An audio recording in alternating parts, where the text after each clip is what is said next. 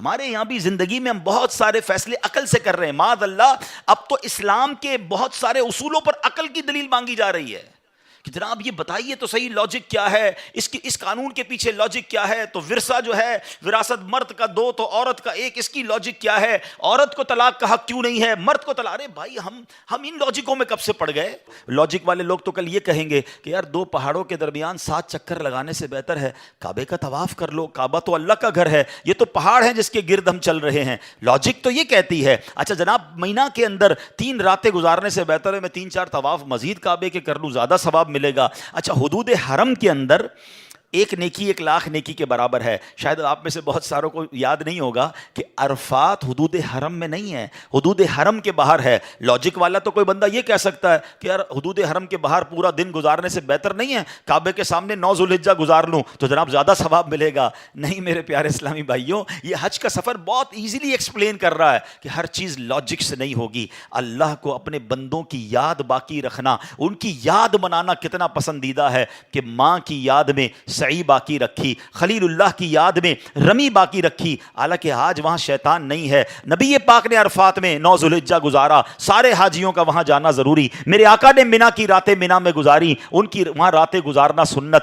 تو یہ سب باتیں بتا رہی ہیں کہ اگر جو لوگ یہ کہتے ہیں کہ اولیاء اللہ کی یاد نہ مناؤ, اللہ والوں کی بار بار یاد کیوں مناتے ہو, ہر سال ان کا دن کیوں مناتے ہو, تو میرا سوال ان سے یہ ہے کہ پھر حج کیسے کرو گے. حج تو ہے ہی اللہ کی یاد, اللہ والوں کی یاد میں انہی کی اداؤں کو ادا کرنا ہے. کیا سعی کرنے والا بی بی ہاجرہ کی یاد دل سے نکال سکتا ہے؟ کیا رمی کرنے والا خلیل اللہ کی یاد دل سے نکال سکتا ہے؟ ارے یہ کیا اسی لیے گیا کہ سب کو یاد آئے کہ میرے خلیل نے کیا کیا, اس کی زوجہ نے کیا کیا, اس خاندان نے کیسی قربانیاں دی. آج بکرا کاٹتے ہیں, گائیں کاٹتے ہیں, بوٹیاں بھی ہم کھا جاتے ہیں, لیکن جناب اس قربانی کو تو یاد کریں کہ ادھر تو بچہ ذبح کرنے کا حکم تھا اور خلیل اللہ کی اس یاد کو آج ہم یاد کر رہے ہیں. تو سبحان اللہ, یہ تمام باتیں ہمیں بتا رہی ہیں کہ اگر آج بھی کوئی اولیاء کرام کا, صحابہ کرام کا, سرکار دو عالم علیہ الصلوۃ والسلام کی یاد میں کوئی دن مناتے ہیں, کوئی پروگرام کرتے ہیں, ان کا ذکر کرتے ہیں, تو اس میں کوئی قباحت نہیں. یہ حج پورا ہے ہی اللہ والوں کی یاد. باقی ساری لاجک چھوڑیے. جتنی دنیا میں مسلمان مجھے سن رہے ہیں, اللہ کو دیکھا ہے آپ نے؟ نہیں دیکھا ہے. ہم تو غیب پر ایمان لائے, اللہ ایک ہے. جب اتنی بڑی بات مان لی, ہم نے تو نبی پاک سے ملاقات نہیں کی صلی اللہ تعالیٰ علیہ وسلم, مگر ہمیں معلوم ہے میرے آقا تشریف لائے, آخری نبی ہیں. ہم نے تو جبریل امین کو قرآن لاتے ہوئے نہیں دیکھا.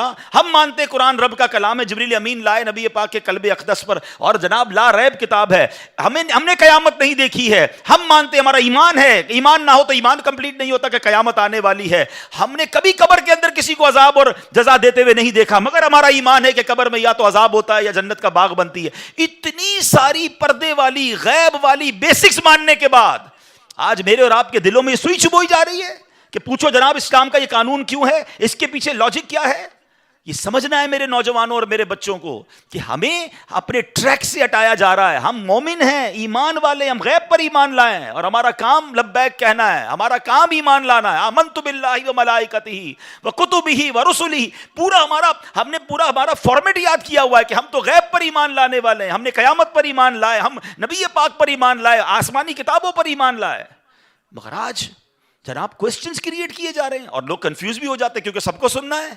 سیکھو حضرت ابراہیم سے, آگ کا کام جلانا ہے, آگ بنی جلانے کے لیے, مگر حضرت ابراہیم کا عشق کہتا ہے کہ اگر رب کا حکم اسی میں ہے تو میں اس پہ راضی ہوں. اور پھر آگ نے کام کیا کیا, جلایا نہیں نا.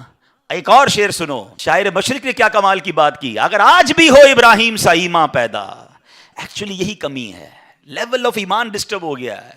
اگر آج بھی ہو ابراہیم سا ایمان پیدا, آگ کر سکتی ہے انداز گلستان پیدا. آج بھی آگ باغ بنے گی, مگر ایمان تو لاؤ نا. وہ کہتے ہیں نا اگر آج بھی وہ فضائے بدر پیدا کر دی جائے تو آج بھی فرشتوں کی فوج مدد کے لیے آئے گی. بات یہ ہے کہ وہ لیول آف ایمان نہیں رہا.